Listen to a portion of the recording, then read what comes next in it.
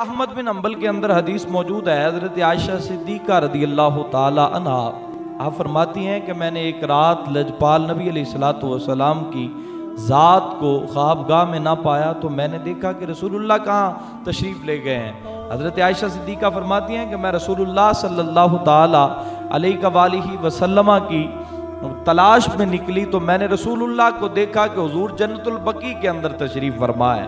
اور جب لجپال نبی علیہ الصلوۃ والسلام کو میں نے دیکھا اور عرض کی یا رسول اللہ آپ ادھر ہیں؟ کریم آقا علیہ الصلوۃ والسلام نے فرمایا عائشہ کیا تم خوف کرتی ہو کہ اللہ اور اس کا رسول تمہارے ساتھ ناانصافی کرے گا؟ عرض کی یا رسول اللہ صلی اللہ تعالی علیہ وآلہ وسلم میں نے سوچا شاید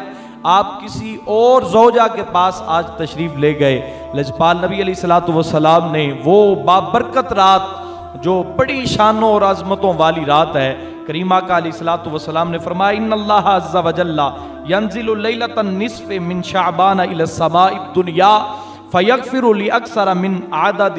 شعر غنم کلب۔ لجپال نبی علیہ الصلوۃ والسلام نے فرمایا عائشہ آج